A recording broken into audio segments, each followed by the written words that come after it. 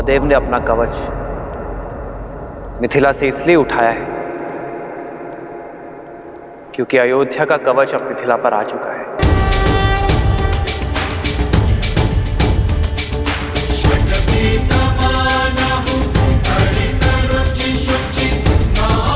आप सब विवाह में आए इसलिए आपसे आशीष मांगा था, किंतु यदि आप युद्ध के लिए ललकार रहे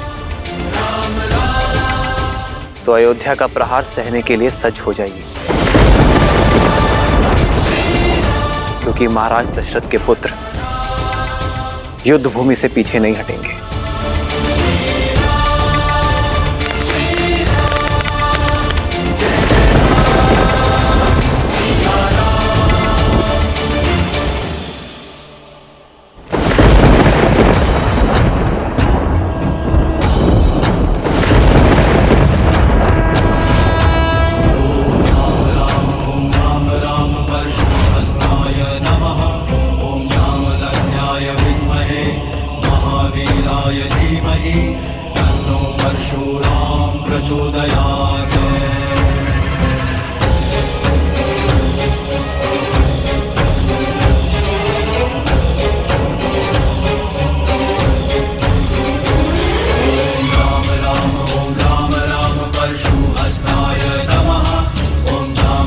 किसने भंग किया मेरे गुरु महादेव का ये धनुष? उस दुस्साहसी का नाश करने ये राम आया है। क्षत्रियों का काल आया है, परशुराम आया है।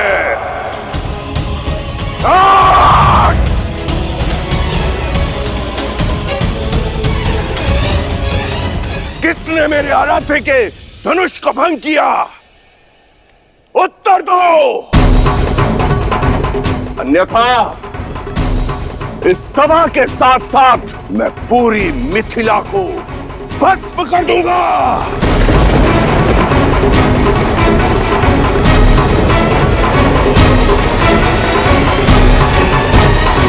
बंद कर दो ये सारे द्वार, कोई कहीं नहीं जाएगा।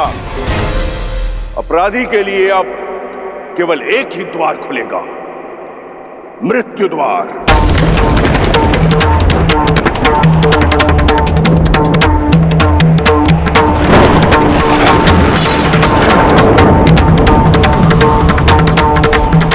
इक्कीस बार इस धरा को मैंने अभिमानी क्षत्रियों से विहीन किया है, 22वीं बार विनाश को निमंत्रण मत दो। बताओ किसने किया यह दुस्साहस? प्रभु छोड़ दीजिए, क्षमा कीजिए प्रभु, क्षमा कीजिए प्रभु। महादेव के अपराधी के नाम ना बताना भी मृत्यु प्राप्त करने के लिए पर्याप्त है। प्रभु परशुराम,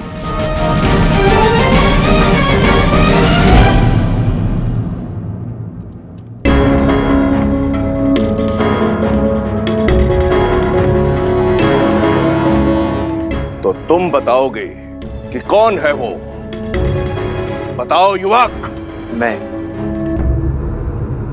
शिव धनुष मुझसे भंग हुआ है और इसलिए मैं क्षमा चाहता हूं प्रभु।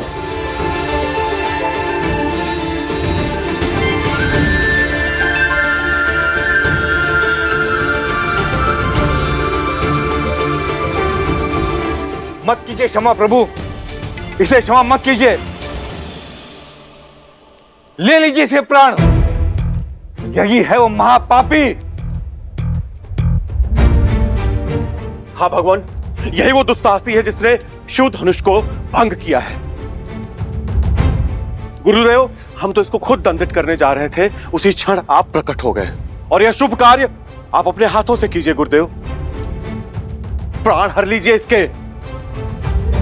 तुमने ये परशुधारी राम जिसका रक्षक है, वो महाधनुष तुमने तोड़ा। अपना परिचय दो बालक। मैं भी राम, अयोध्यापति दशरथ का ज्येष्ठ पुत्र राम।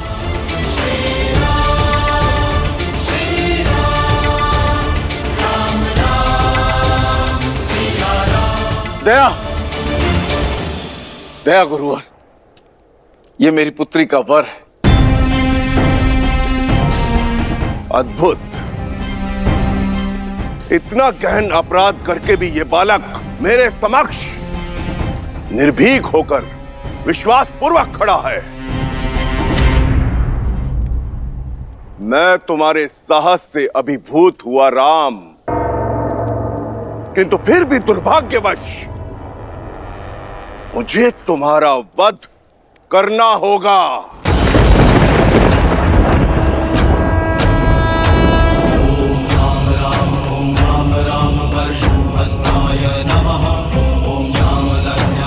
क्योंकि अब इस संसार में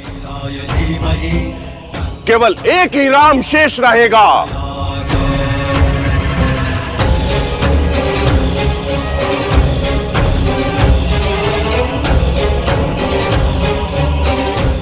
धनुष का रक्षक परशुराम या धनुष का भंजक राम।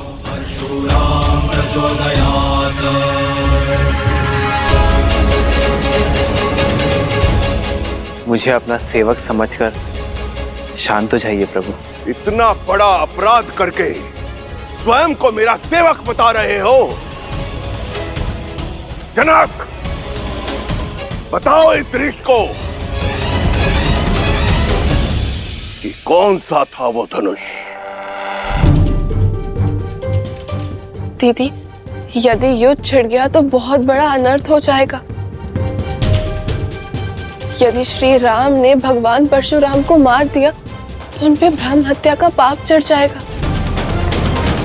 और यदि परशुराम जीत गए तो श्री राम को देखो उर्मिला, मुझे विश्वास है कि वो अपने धर्म की रक्षा के लिए कोई ना कोई उपाय निकाल लेंगे।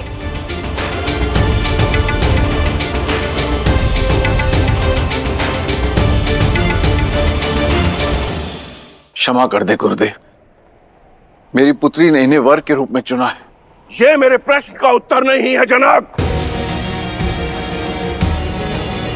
उत्तर दो, बताओ कौन सा था वो धनुष।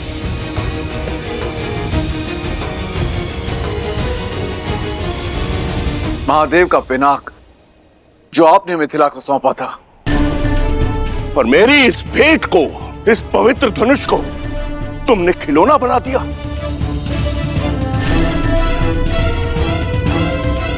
इन युवकों के मनोरंजन का साधन।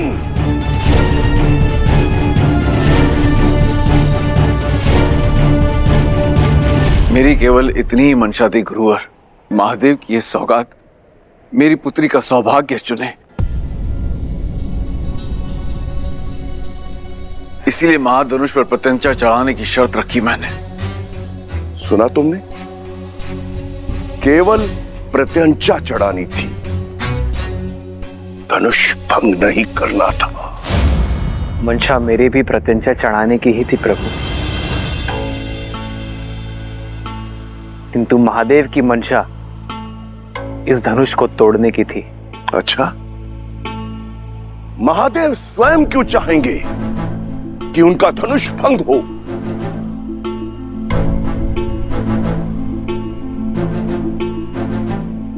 महादेव, जिन्होंने हर क्षण न जाने कितने ब्रह्मांडों को नष्ट किया, जिन्हें उन्होंने स्वयं रचा है।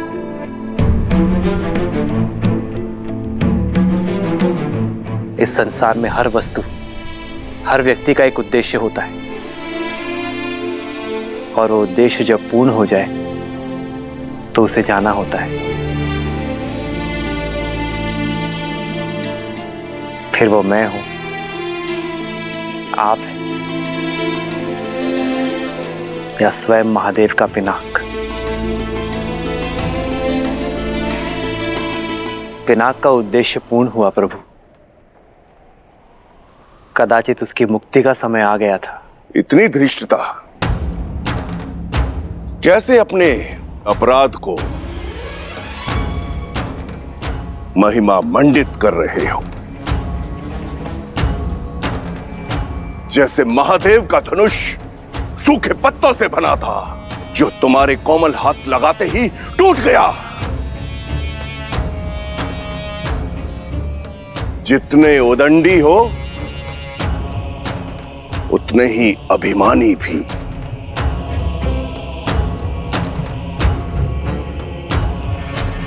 अपने अपराध का दोष मेरे ईष्ट, मेरे गुरु, मेरे आराध्य, मेरे महादेव पर मढ़ रहे हो। मैंने तो केवल वही कहा जो सत्य है। सत्य? और एक सत्य मुझसे भी सुन लो। आज तुम्हारे जीवन का उद्देश्य पूर्ण हुआ। आज तुम्हारी मृत्यु निश्चित है।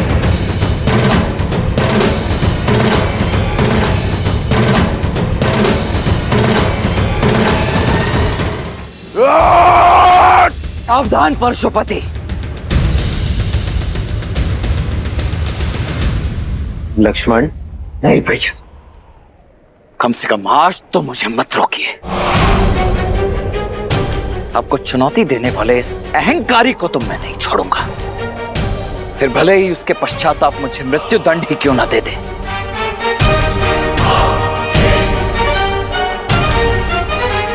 स्वयंवर में आए हो बालक या स्वयं मरण में? लगता है दोनों भाइयों में होड़ लगी है कि पहले मृत्यु लोक कौन जाएगा।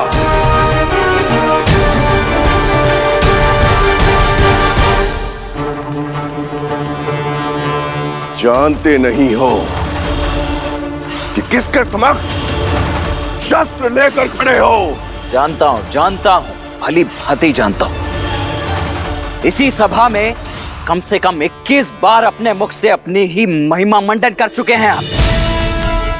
अब तो बच्चे बच्चे को कंठस्थ हो गया होगा। परशुधारी राम हैं आप, परशुराम, जिन्होंने 21 बार क्षत्रिय वंश का नाश किया, जिन्हें संसार भगवान विष्णु का अवतार भी मानता है और जो स्वयं महादेव के परम भक्त हैं। यही ना? या कुछ शेष रह गया है? यदि रह गया हो तो बता दीजिए। जहां इतनी बार सुन लिया, एक बार और सही, मैं सच जाऊं। बालक, मेरा परिचय जानकर भी मेरे प्रशु की तार पर खड़े हो। आत्महत्या करने की इतनी शीघ्रता क्या है मूर्ख? मान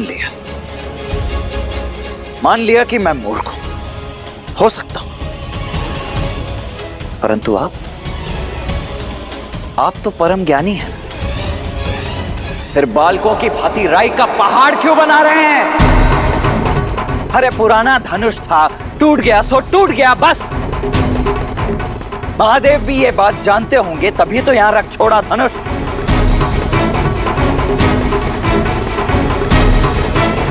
इतना क्या मोह पुराने धनुष से? बालपन में तो न जाने ऐसे खेल खेल में कितने धनुष तोड़ दिए हम।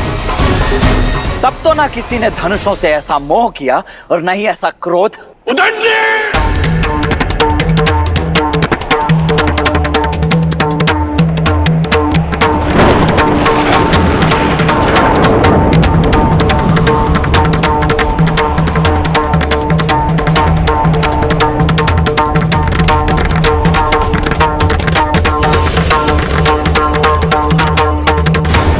क्या मोह पुराने धनुष से?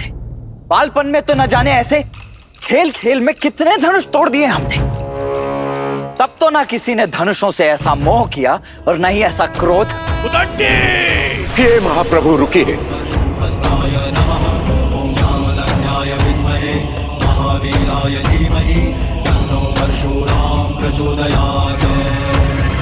ये दोनों दशरथ पुत्र मेरी छत्र छाया में है। इन दोनों की सुरक्षा का उत्तरदायित्व इनके पिता ने मुझे सौंपा है। प्रभु, ये देन है, कुछ हो गया तो मैं महाराज दशरथ को क्या उत्तर दूंगा?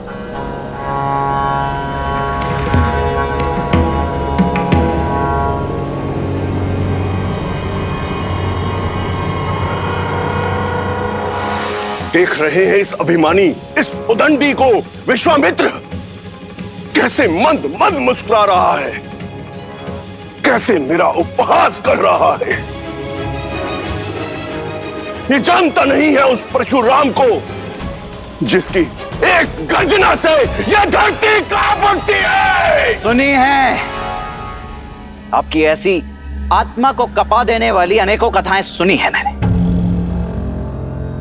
भयभीत तो मैं कभी हुआ नहीं, परंतु प्रत्येक कथा का निष्कर्ष सदैव यही निकला कि इतना अनियंत्रित क्रोध, इतना अनैतिक अहंकार तो केवल एक राक्षस में हो सकता है।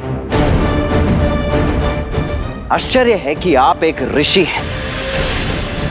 जाइए महर्षि, मैं आपको केवल इसीलिए छोड़ रहा हूं क्योंकि ब्रह्म हत्या का पाप मुझे रघुवंश पर नहीं चाहिए। बस!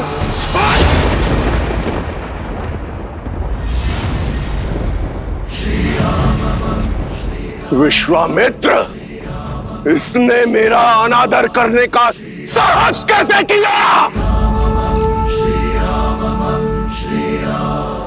सम्मान परिस्थिति और स्थान देखकर किया जाता है महोदय, और आप मेरे ज्येष्ठ भ्राता के शुभ विवाह के अवसर पर अशुभ समाचार बनकर आए हैं। फिर आप चाहे आप ब्रह्मा हो, महादेव हो या स्वयं विष्णु के अवतार ही क्यों ना हो,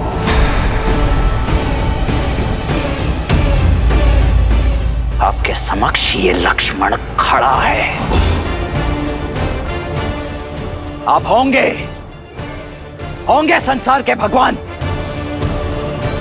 मेरे भगवान।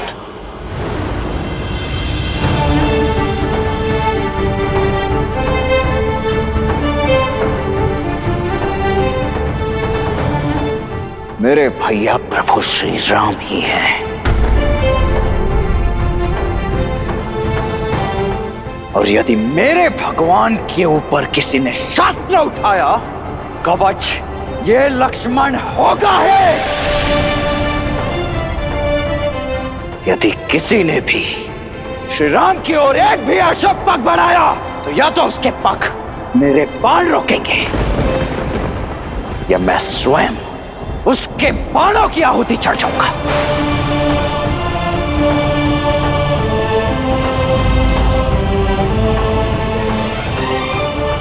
दशरथ पुत्र लक्ष्मण की, श्री रामचंद्र की, श्री रामचंद्र की, राम लक्ष्मण की, राम लक्ष्मण की।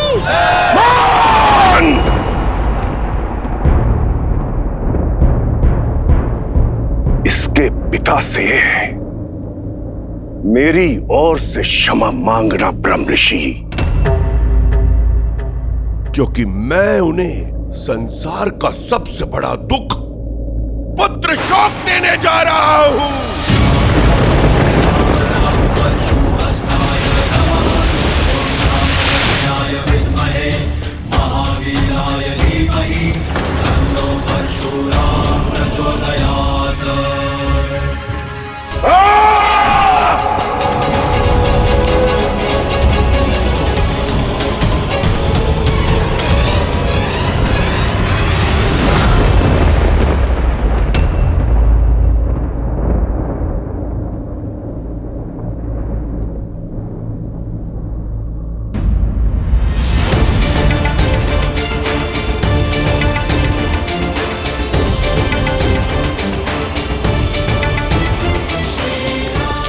भैया,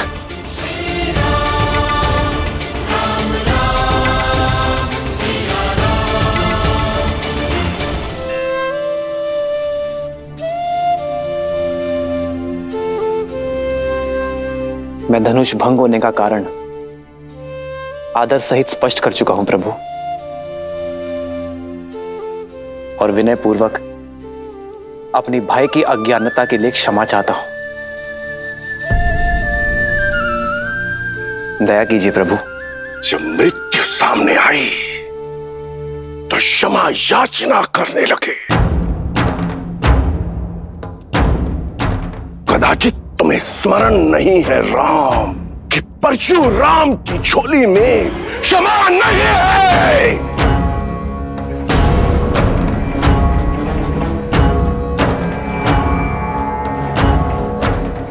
मेरे मन में आपके लिए बहुत सम्मान है ऋषिवर। मैं आपके पग की धूल भी नहीं हूं। किंतु यदि प्रश्न मेरे भाई की सुरक्षा पर उठा तो विश्वामित्र और वशिष्ठ का ये शिष्य रघुवंशी राम आपको उत्तर देने में विवश होगा। मैं वही करूंगा जो उचित है प्रभु। अंतिम श्वास तक आपसे युद्ध। युद्ध? वो भी मुझसे, परशुराम से।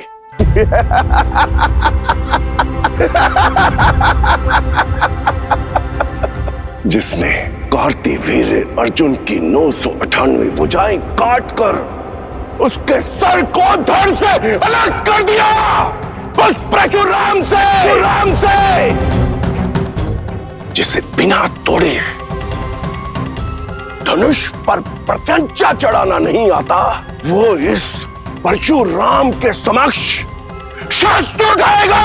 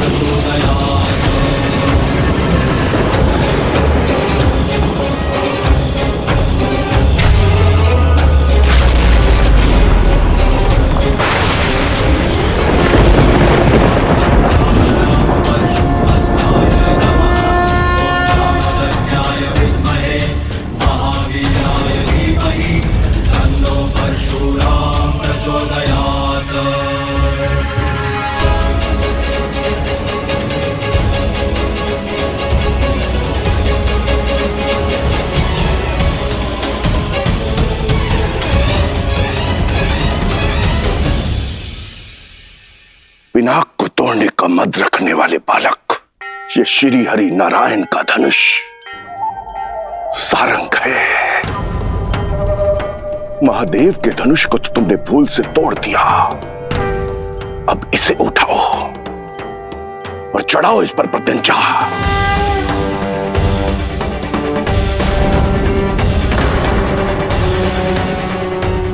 अभिमानी बालक, दिखाओ अपने बल को। कितना बल है तुम में। अरे प्रत्यंचा चढ़ाना तो दूर, तुम इसके भार को सह भी नहीं पाओगे।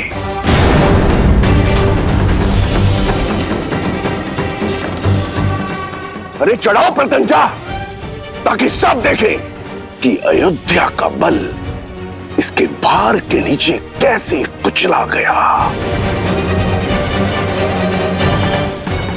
जो आज्ञा ऋषिवर।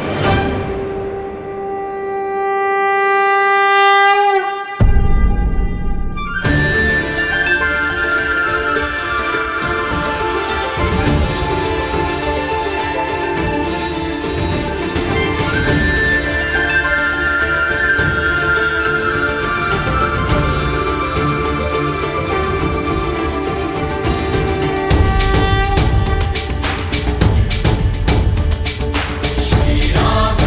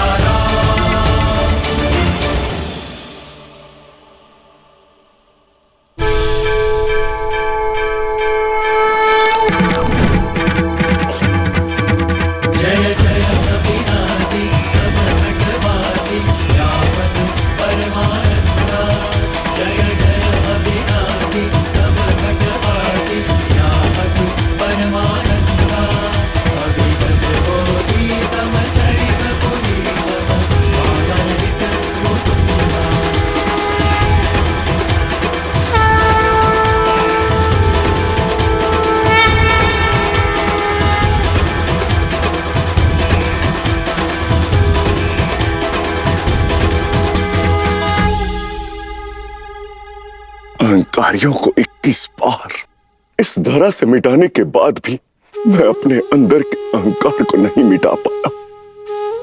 मैं आपको पहचान नहीं पाया राम।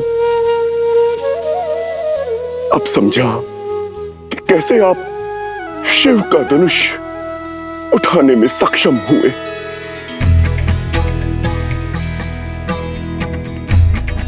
श्री रामचंद्र की जय। श्री रामचंद्र की जय। श्री रामचंद्र की जय। श्री रामचंद्र की जय। श्री रामचंद्र की जय।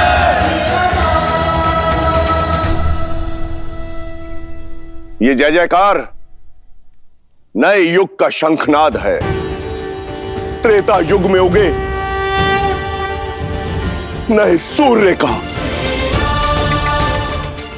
अनजाने में ही सही, परंतु सत्य कहा मैंने कि अब इस भूलोक में दो राम नहीं रह सकते। अब उस राम की आवश्यकता है जो हर रूप में संपूर्ण है। उस परशुराम की नहीं जो आवेश और क्रोध के कारण अपूर्ण है। भगवान परशुराम, वसंत के आने से ग्रीष्म का महत्व तो कम नहीं हो जाता, वैसे ही राम के आने से परशुराम का महत्व तो घट नहीं जाता। इस संसार को आज भी आपकी आवश्यकता है। चिरंजीवी बनके एक महागुरु के रूप में आपको युगों युगों तक रहना है। महान योद्धाओं को युद्ध की कला और योग का ज्ञान देना है। जो कुछ आपने महादेव से ग्रहण किया है उसे जनमानस को देना है, मानवता को देना है।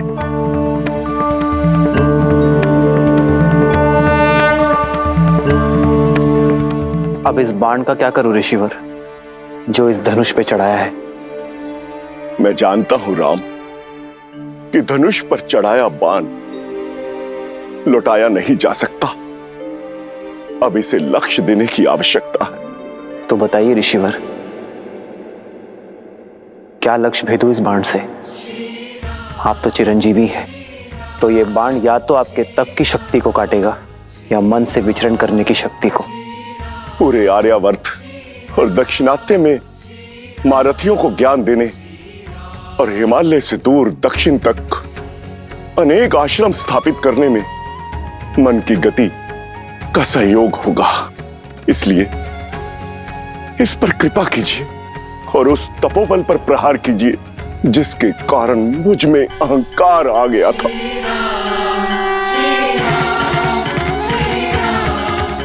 राम, इस बाण को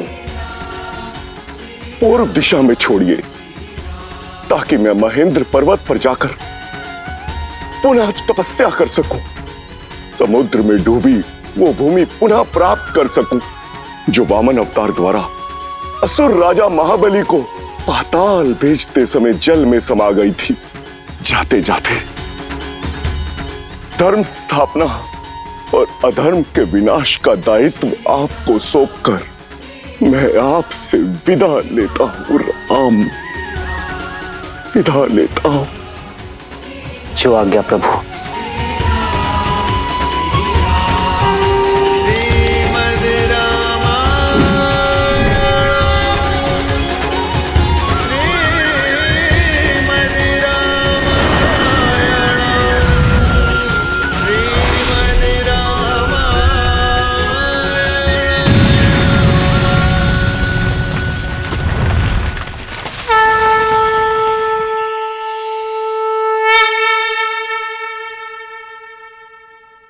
मिथिलेश जनक, महादेव का धनुष भी साध लिया गया और भगवान परशुराम का आशीष भी मिल गया।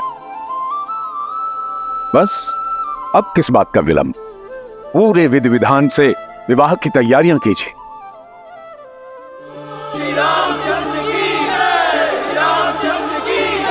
जनकपुत्री सीता की, जनकपुत्री सीता की, जनकपुत्री सीता की।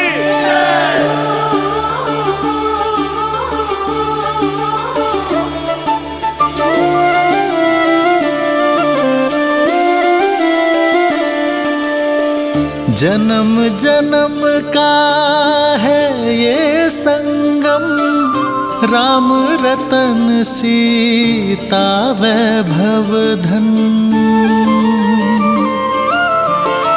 एक है पौरुष एक समर्पण, एक है रूप तो दूजा दर्पण।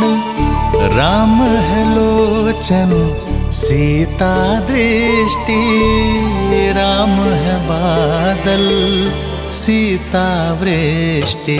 राम सिया राम सिया राम सिया राम, राम सिया राम सिया राम, राम सिया राम सिया राम सिया राम, राम सिया राम सिया राम। सीता को रखते हृदय रघुराई, पूर्ण राम को करने आई। सीता करती उनकी पूजा, राम से आसा प्रेम न दूजा। राम सिया राम सिया राम सिया राम, राम सिया राम सिया राम, सिया राम सिया राम। मैं जनक नंदिनी सीता आपको अपने वार और स्वयं को आपकी अर्धांगिनी के रूप में स्वीकार करती हूँ। मैं जीवन के हर लाभ हानि, सुख दुख और धूप छांव में आपकी संगिनी बनकर रहूंगी। अब केवल मृत्यु ही मुझे आपसे अलग कर सकती है। जनक पुत्री सीता की, जनक पुत्री सीता की, जनक पुत्री सीता की, जनक पुत्री सीता की।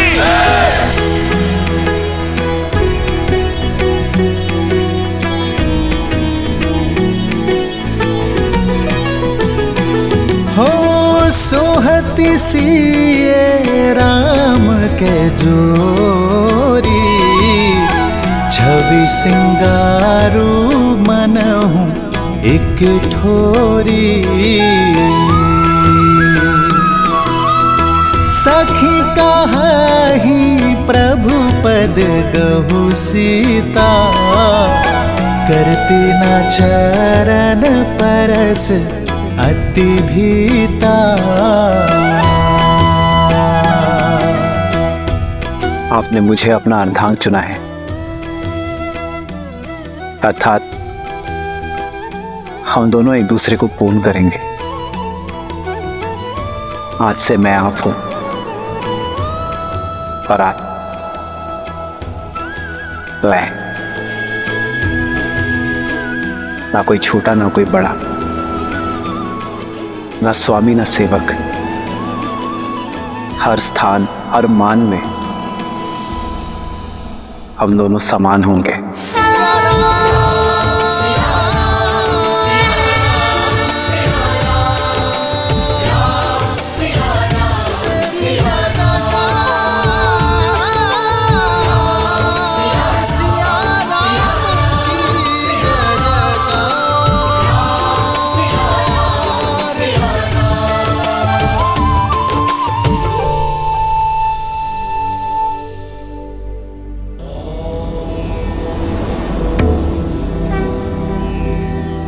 देवी के मुख को देखकर प्रतीत होता है कि मन में कोई शंका है। शंका नहीं, उत्सुकता है महादेव। परशुराम तो स्वयं नारायण के अवतार थे, तो फिर वो श्री राम को पहचान कैसे नहीं पाए और उन्होंने क्रोध क्यों किया? और एक ही समय में विष्णु के 2 अवतार संभव हैं? देवी ये तो उचित नहीं है। मुझ भोले से एक साथ इतने सारे प्रश्नों का उत्तर चाहती हैं आप। मैं एक एक करके उत्तर देता हूं। सत्य तो यह है कि भगवान परशुराम ने श्री राम को देखते ही पहचान लिया कि वो नारायण का पूर्ण अवतार है, परंतु आवश्यक यह था कि ये संसार भी जान ले कि वो कोई साधारण राजकुमार नहीं, अपितु स्वयं नारायण है। यही कारण है कि भगवान परशुराम ने श्री राम के समक्ष विष्णु के धनुष सारंग पर प्रत्यंचा चढ़ाने की चुनौती रखी। ऐसा उन्होंने इसलिए किया ताकि ये संसार श्री राम के बल और उनकी श्रेष्ठता को स्वीकार कर सके। रही बात दो भिन्न अवतारों की, तो यदि लक्ष्य भिन्न हो तो नारायण अवश्य ही दो अवतार भी ले सकते हैं। जहां एक और भगवान परशुराम ने सतयुग में धर्म और न्याय की स्थापना हेतु अवतार लिया, वहीं त्रेता युग में प्रभु श्री राम ने मर्यादा की स्थापना हेतु अवतार लिया। जय श्री राम। जय श्री राम। अब कथा में आगे बढ़िए ना महादेव, मुझे श्री राम और सीता का विवाह देखना है। देवी, इतनी आतुरता अच्छी नहीं। आप अपनी अधीरता के रथ को तनिक थामिए। हम सीता और राम के विवाह की बात कर रहे हैं। कितने प्रबंध करने होते हैं, कितने काम होते हैं, उसमें अभी समय लगेगा। परंतु तब तक मैं अपनी प्रिय का मन बहलाने के लिए आपको इसी कथा के एक अन्य पात्र की कथा सुनाता हूं। कौन है वो? मेरा परम भक्त लंकापति रावण, जो अब तक ना तो सीता स्वयंवर में हुए अपने अपमान को भूला था,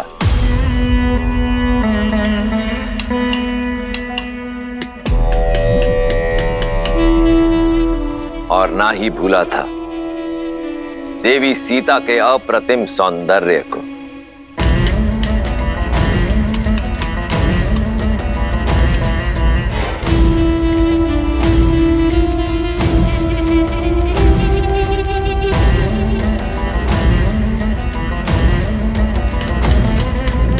भैया,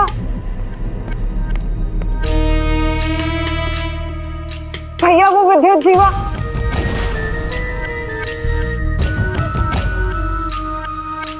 तब क्या किया तुम्हारे उद्दंडपति ने? भैया वो कल रात लौट आया।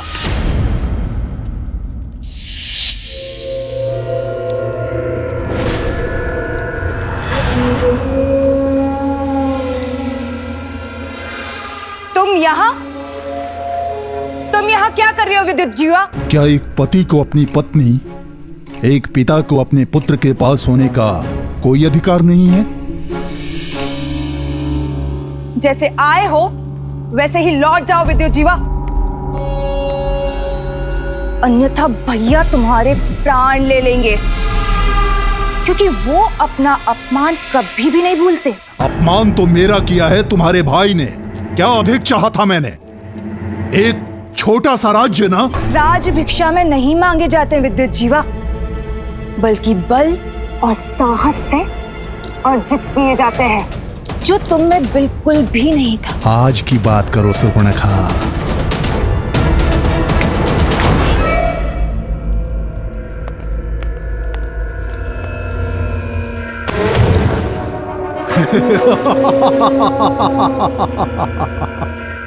अब मैं वो दुर्बल विद्युत जीवा नहीं रहा। अब मेरे पास माया युद्ध का छल भी है और दैत्य काल के का बल भी।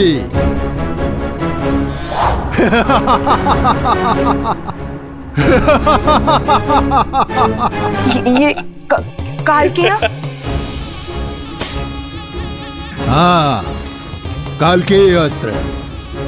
मैं रावण से डरकर भागा नहीं था सुपर्णखा। मैं तो सज्ज हो रहा था उसका सामना करने के लिए। धरा से नीचे गहराई में पाताल और रसातल के मध्य एक नगर है, आसमानगढ़। मायावी नगर है वो, जो रक्षित है नीवट कवच दानवों द्वारा, जो माया युद्ध में प्रबल हैं। और अकेला नहीं हूं मैं। रावण के भय से छुपे आसमानगढ़ में मेरे संबंधी दैत्य काल के भी मेरे साथ हैं। कुछ नहीं कर पाएंगे तुम्हारे ये काल के, क्योंकि स्वयं काल मेरे महाशक्तिशाली भाई का दास है। महाशक्तिशाली? अरे तो कहां है सीता? कहां है शिव धनुष? हाँ, उसकी शक्ति का प्रदर्शन पूरे संसार ने मिथिला में देखा था। अब समय मेरा है, लंका अब मेरी होगी, रावण का अंत होगा। मूर्ख हो तुम, देव, असुर, यक्ष, गंधर्व, कोई भी मेरे भाई को मार नहीं सकता। मार नहीं सकता तो बंदी बना लूंगा, पर रक्तपात से क्या लाभ है? अरे जाओ जाओ, जाकर समझाओ अपने भाई को, सिंहासन त्याग कर मुझे सौंप दे, अन्यथा मेरे पास दूसरे मार्ग भी हैं। भैया, मैं आपका अहित होते हुए नहीं देख सकती, मैं आपका घात होते हुए नहीं देख सकती, इसलिए आपको सावधान करने चली आई। क्षमा कर दीजिए विद्युत जीवा को, मूर्ख है वो, पर मेरा पति है। भैया, आपका ये मौन मुझे भयभीत कर रहा है भैया। अरे बड़ बोला है वो। बड़ बोला, पहली बार सही बोला। सत्य है, मैं लंका के सिंहासन योग्य नहीं। बुलाओ उसे, कहो कि रावण सिंहासन त्याग कर वनवास जाना चाहता है।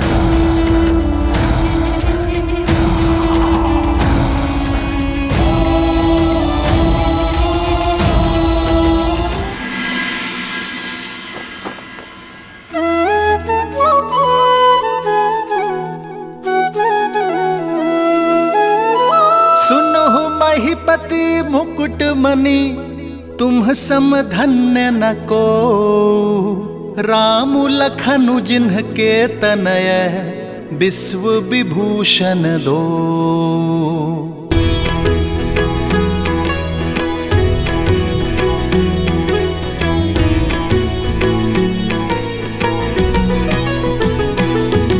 हो पूछन जो गुण तनय तुम्हारे, पुरुष सिंधति हूँ पुर उजियारे।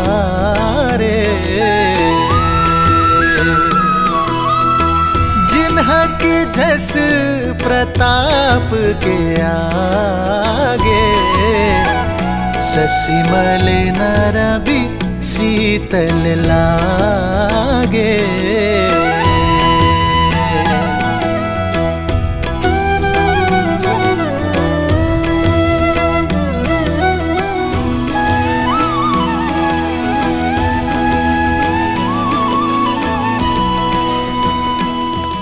अयोध्या राज की जय हो। महाराज, मिथिला से आपके लिए संदेश है।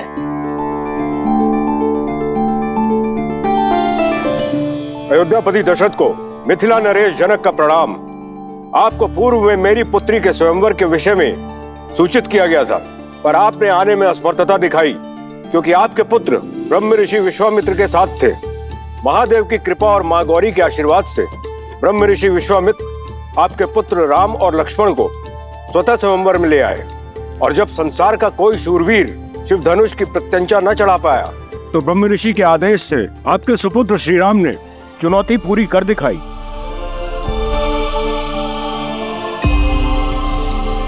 और कुमारी सीता को अयोध्या की वधू बनने का सौभाग्य दिया।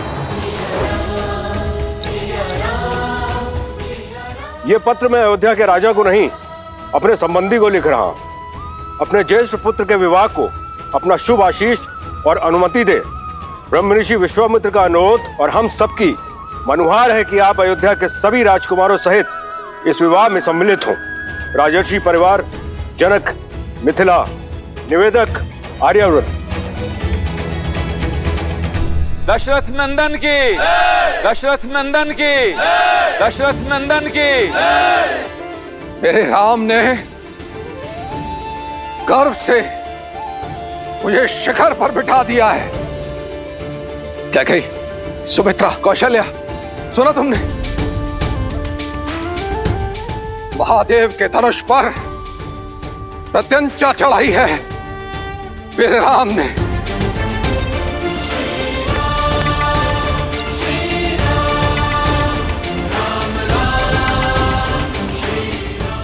हमारे राम ने ये कार्य यदि कोई कर सकता था तो केवल हमारा राम। कदाचित मैं उसका ये शौर्य देख पाती, भरी सभा में उसे गले लगाकर उसे बधाई दे पाती। दीदी हमारा राम।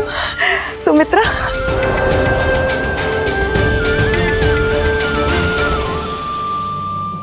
तो ऋषि जवाली क्या कहती है अयोध्या की नीति?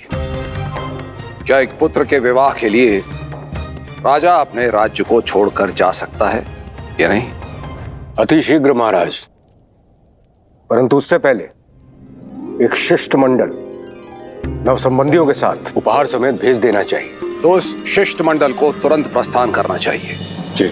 ब्राह्मणों और पुरोहितों के दल को मिथिला की ओर प्रस्थान करने के लिए कहें। राजा जनक को सूचित किया जाए कि समस्त अयोध्या अपने राम के विवाह की साक्षी बनने के लिए मिथिला आ रही है। समय व्यर्थ ना करें ऋषि जवाली, मेरे राम का विवाह है, विलंब ना हो। जैसी आपकी आज्ञा। महामंत्री सुमंत्र, अयोध्या के सभी रथों को सज्ज कीजिए और उन्हें उपहारों से लाद दीजिए। जो आज्ञा महाराज। देवी कौशल्या, नव विवाहितों के स्वागत के लिए अयोध्या को एक नव वधू की तरह सज्जित कर दीजिए। देवी सुमित्रा, भरत और शत्रुघ्न को संदेश भेजा जाए कि वो शीघ्र अतिशीघ्र मिथिला पहुंचे। कैकेयी, उत्सव की घड़ी आ गई है, सभी प्रबंधों को देखो, कोई कमी नहीं रहनी चाहिए। मैं गुरुदेव वशिष्ठ से मिलकर आता हूं। ये विवाह उन्हीं के आशीर्वाद से होगा। जी महाराज, मेरे राम का विवाह है, मेरे राम का।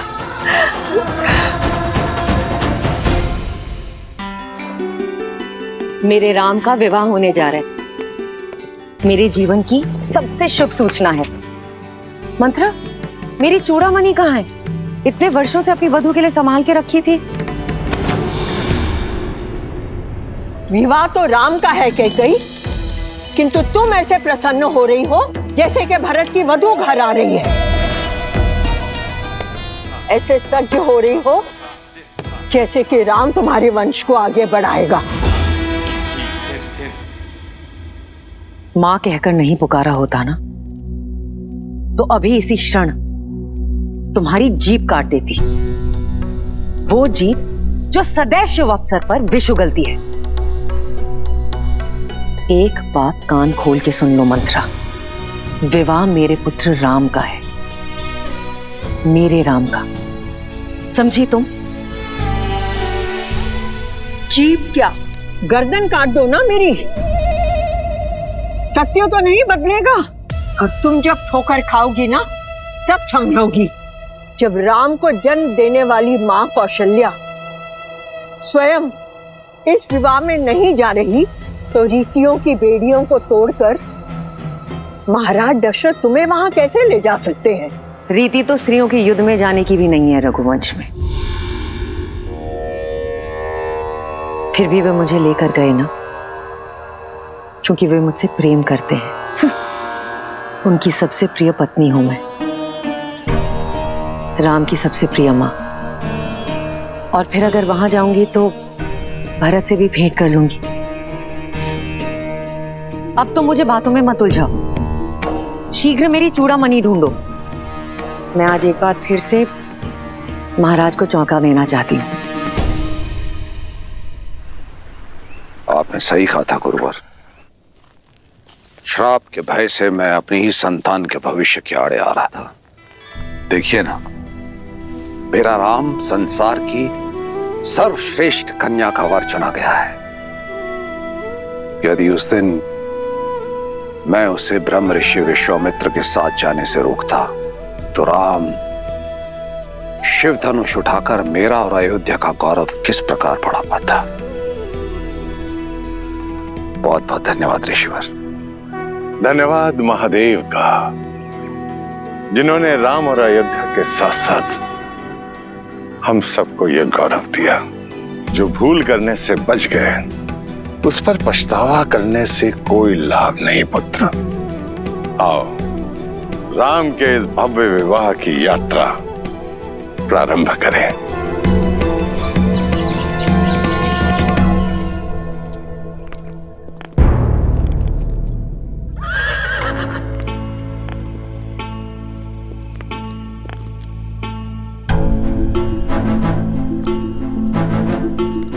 महाराज, इतना विलंब क्यों कर रहे हैं? शीघ्र चलिए, जनक वहां हमारी प्रतीक्षा में है। हम दोनों साथ मिलकर अपने राम के भव्य विवाह को देखेंगे। आज देखिए कैसे अश्वपति की पुत्री महाराज दशरथ के रथ को वायु के वेग से लेकर जाती है। शीघ्र आइए। कैकेयी, ये समय ठिठोली का नहीं है। मुझे विलंब हो रहा है, नीचे आओ। अच्छा, तो अब महाराज रीति नीति की दुहाई देकर मुझे रोकने का प्रयास करेंगे। कोई भी रीति या नीति मुझे अपने राम के विवाह में जाने से नहीं रोक सकती महाराज। कौशल्या और सुमित्रा भी राम की मां है, किंतु वो भी तो नहीं जा रही। और फिर परिस्थितियां भी अनुकूल नहीं है। राम के द्वारा धनुष को भंग करने के कारण बहुत से राजाओं के स्वप्न भंग हुए हैं और ईर्ष्या में वो मिथिला और अयोध्या के शत्रु बन बैठे हैं। इसी कारणवश यदि मार्ग में कोई अनहोनी हो गई तो तब तो मेरा जाना और आवश्यक है महाराज, आपकी रक्षा करने के लिए। कैकेयी, मैं अपनी नहीं अयोध्या की बात कर रहा हूं। ना ही तो कोई मेरा पुत्र है और ना ही कोई मंत्री, हो तो केवल तुम। सुमित्रा और कौशल्या परिवार को संभाल सकती हैं, किंतु सुरक्षा की दृष्टि से सबसे श्रेष्ठ तो तुम ही हो गई। किंतु मेरे राम का विवाह है महाराज, ये अवसर मुझसे मत छीनिए। मैं अपने राम को फेरे लेते हुए देखना चाहती हूँ। कैकेयी, धर्म पत्नी हो, धर्म संकट में मत डालो।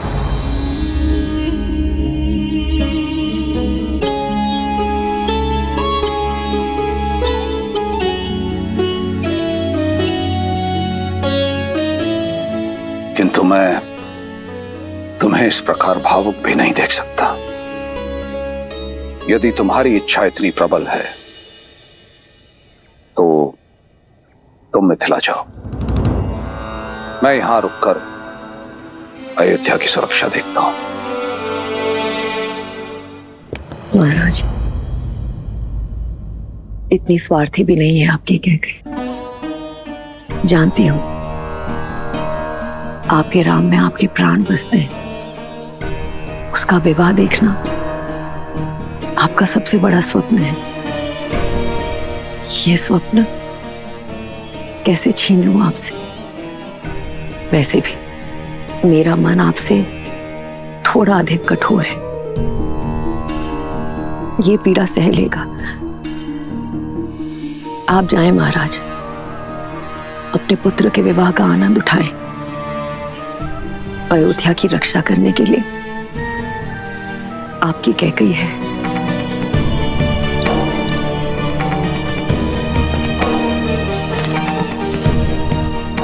और महाराज, मुझे तो वैसे भी यहां रहकर राम और वधू सीता के स्वागत के प्रबंध करने हैं।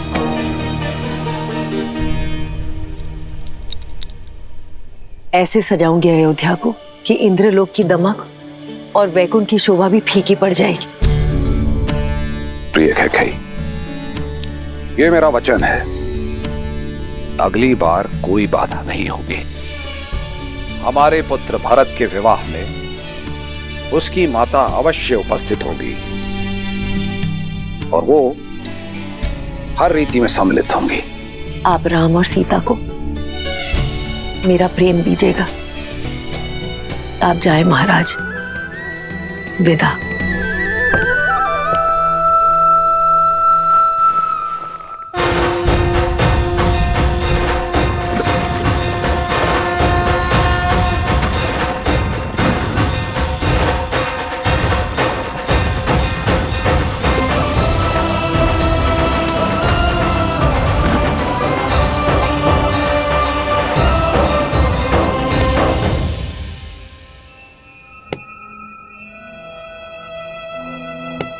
लग गई ठोकर? अब तो समझ लो, तुम ही हो जो राम नाम की रट लगाए फिरती हो।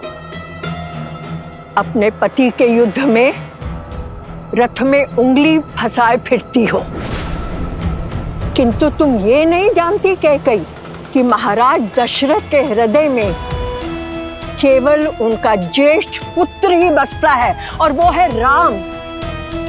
उन्हें ना कैकई की चिंता है और ना भरत की।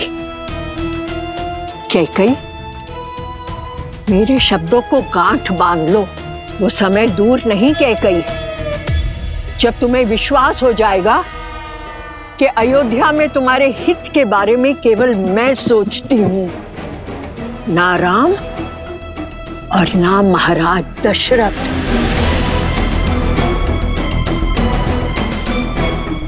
तुम्हें मौन रहने का आदेश दिया था ना, तो मौन रहो।